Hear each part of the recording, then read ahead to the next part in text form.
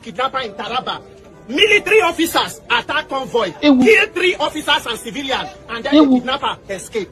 Hello, welcome to this channel. There is this video I came across and I would like us to watch it together. But before we do that, please, if you have not subscribed to this channel, please go ahead and do that. Click on the subscribe button and turn on your notification bell to keep being part of this. Then as you watch, do not forget to react and also drop your comments in the comment section. Let me tell you, there is no terrorist organization, non-state actors that can operate in a nation for 1 week if the government is not supporting them. Police went to rescue kidnapper in Taraba. Military officers attack convoy, kill 3 officers and civilians, and then the kidnapper escape. That is the country that we live in. Law enforcement officers were killed by military. You understand it? Police went to rescue kidnapper in Taraba. Military officers attack convoy, kill 3 officers and civilians, and then the kidnapper escape. That is the country that we live in. Law enforcement. So let's be up straight and clear in this conversation. I've had a series of conversations over the span of my career on security in this country, and sometimes it does sound to me like I'm asking the same question over the different governments that have run the affairs of this country, because it looks to me that the problem are just recurring, and it sounds like deja vu, because you'll be wondering.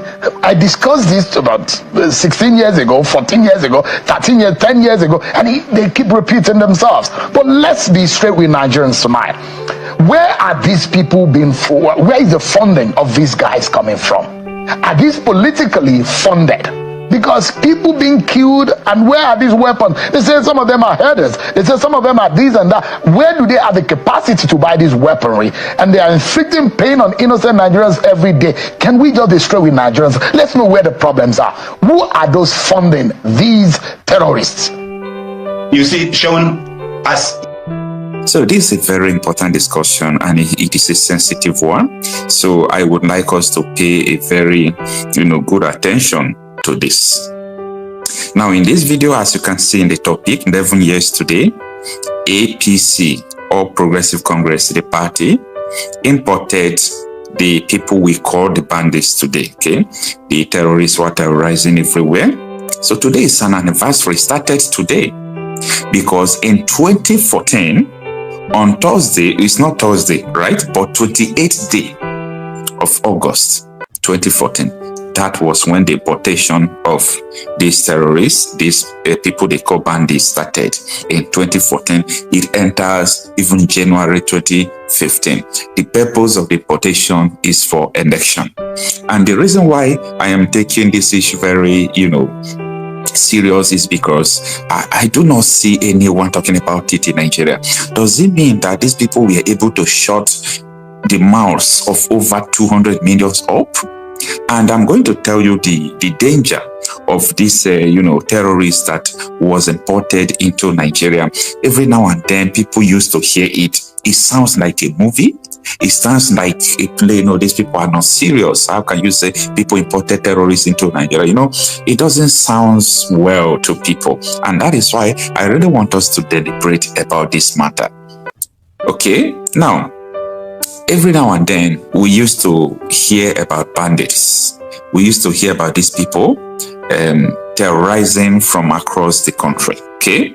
We used to hear them, and their activities is very, very, evil. It's a terrorist act. And since 2015 till today is about 11 years, okay? And these people have killed almost 1 million Nigerians. Almost 1 million Nigerians, okay? And some data said over 1 million Nigerians. So these people have killed more than 1 million people. And the worst thing is that the people who imported this set of people who are terrorizing are the same people who are ruling you. That is number one. Then number two, let's go into what it has caused. It fuels agitation from across the country. When you see different agitation, people agitating to leave the country, it started when they noticed that the APC government were importing terrorists. You get it right? It started when they discovered that the APC government they were not government then. But when they won the election, they noticed that these people they imported, it must be a danger. So that was how, so many people started agitating. They said they want to leave Nigeria because nobody can keep quiet. Nobody can just close his or her eyes, seeing the danger ahead of us. So these are the things I want us to look into in this, program. Now, let us listen to Baraje on a channel's television. You see, most of these people used to come on national television. They will just come, they will confess, they will let you know that, yes, this thing really happened. We did this. But they are saying it because they know that you can't do anything. They know that Nigerians are too weak. They know that they are going to get away with it. Nobody can question them. Nobody can ask them anything. Your influencers are not ready for this topic. The Ondoyas will say that this topic is a sensitive topic, that they don't want to put them out. Everybody is afraid to die, but the real people are dying because of what the APC administration did. So I want to take you into this journey to explaining what transpired. Let's get there. Let me first of all say that the idea of bringing people from outside the country to destabilize I didn't say they brought people to destabilize. What I said was that the idea they actually brought people into the country with the intention that those people will come and vote for them. I think you understand? And they never realized, they never knew, they were never convinced that they were going to win that election because PDP was very, very strong on ground. So the fear was that they were going to lose the election. So the only thing they could do was to bring in people who could serve as mercenaries to come and win elections for them through the back door. But when the new PDP came on board and joined them and to form the APC and won the election, they didn't know what to do with those people.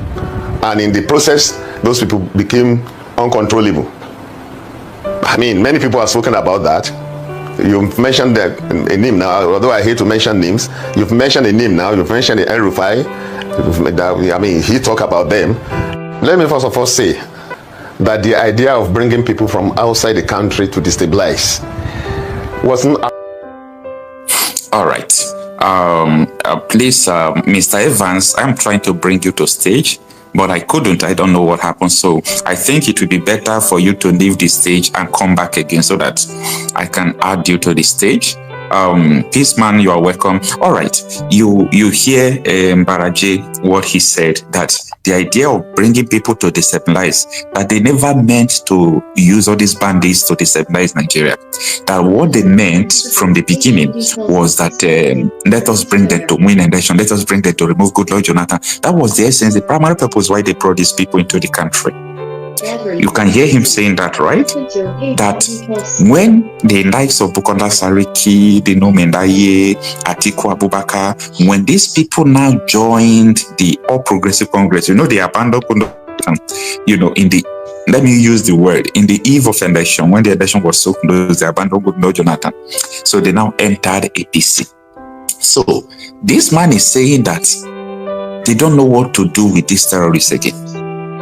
Since the terrorists have come into the country and people from PDP have joined APC, so they don't know what to do with them again. So they are left to be hovering around. And that is why today, if you see where all these bandits are terrorizing, the government don't put them out because it's the same APC government that imported them into the country. Listen to what the man said. Let me first of all say that the idea of bringing people from outside the country to destabilize I didn't say they brought people to destabilize. What I said was that the idea they actually brought people into the country with the intention that those people will come and vote for them.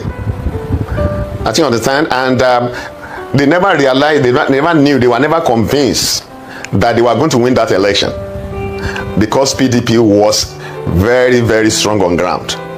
So the fear was that they were going to lose the election. So the only thing they could do was to bring in people who could serve as mercenaries to come and win elections for them by... This is a treasonable act. Why is it that nobody is talking about this? I continue to ask questions. And that is why we have to raise awareness. You have to raise campaign that the APC government you are worshipping are the same people who imported terrorists that are killing you. But nobody's talking about this. But I think we are ready to go after it now. We are ready for this now. All right. Let's tune into our guests. I don't want to be repeating videos. Don't forget that this is the same statement that Enyi Nanya Baribe, Erufai, Kuwa Baraje, they said this every now and then on national television, that these people imported these terrorists into the country and so on and so forth. So this is a very terrible situation we have find ourselves. You see, there was something that happened in one of the states in the north where the police, hijacked or intercepted kidnappers. They arrested them. The military came and opened fire and killed the policemen and allowed the terrorists to go free. It doesn't happen anywhere in the world. So if you begin to dig deep, why is all this thing happening? Why is it that? Let me tell you, there is no terrorist organization, non-state actors that can operate in a nation for 1 week if the government is not supporting them. You understand? So why these Randy Peters were protesting and the police were trying to stop them? He was telling police this thing. Police went to rescue kidnapper in Taraba. Military officers attack convoy, kill 3 officers and civilians, and then the kidnapper escaped.